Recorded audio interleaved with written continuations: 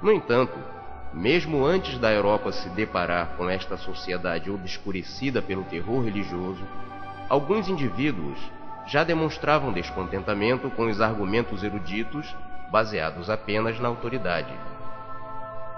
Um exemplo foi Roger Bacon, um franciscano da Universidade de Oxford, que em 1240 já realizava experimentos com ótica, fabricava lentes planas e côncavas. Bacon escreveu 3 livros, Opus Majus, Opus Minus e Opus Tertium, nos quais descrevia os resultados de suas observações e de seu pensamento. Bacon dizia que apenas a lógica, a observação, não seriam suficientes para descrever a realidade. A experimentação seria fundamental. Ele previa um mundo repleto de realizações humanas, como máquinas capazes de voar e navegar embaixo d'água, movidas por si mesmas. Encadernou suas obras e as enviou para Roma, buscando apoio do Papa Clemente IV.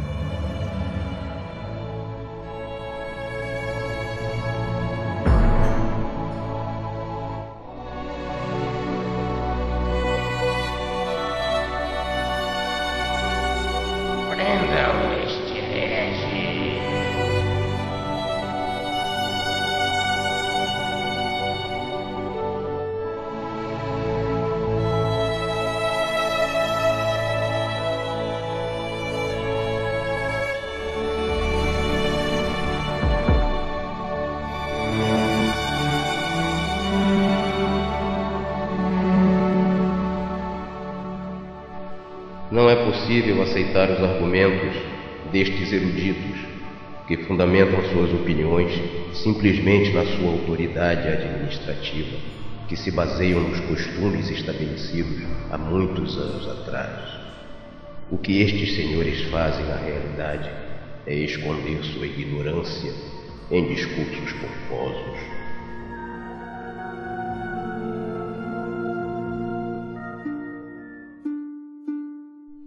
Alguns séculos depois, Leonardo da Vinci dizia: nenhum achado feito pelo homem pode ser definido como verdadeiro se não for antes demonstrado experimentalmente.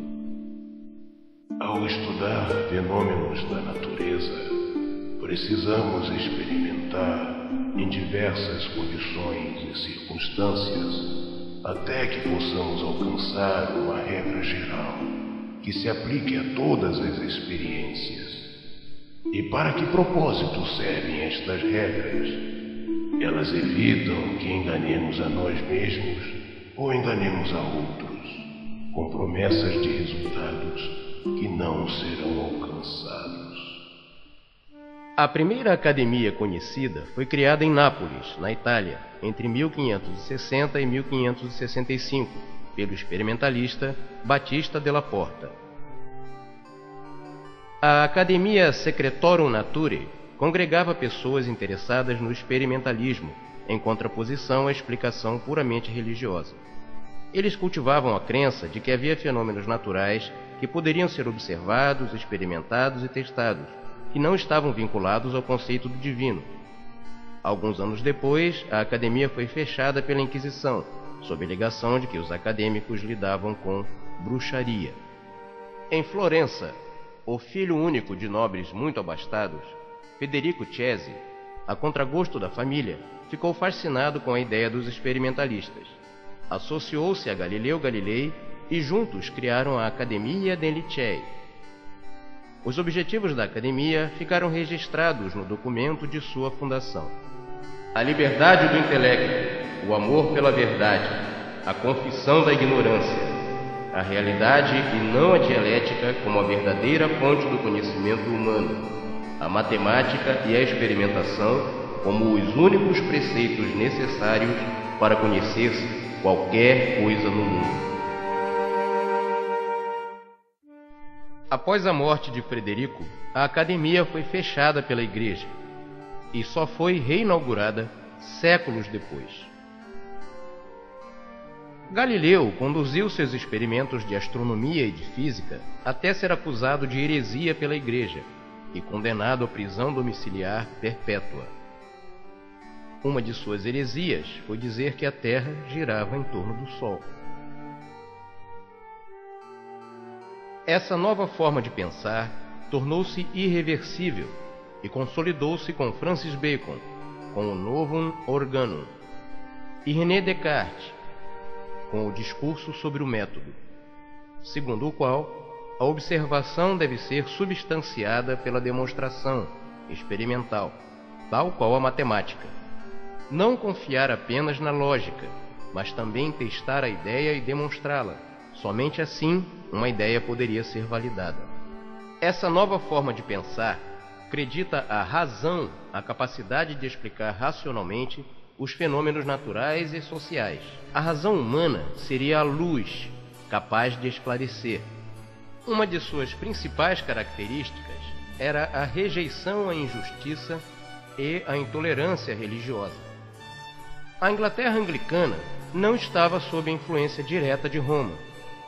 No reinado de Carlos II, a partir de 1660, a liberdade de pensamento foi incentivada, permitindo o avanço do experimentalismo, até sua oficialização em sociedades científicas.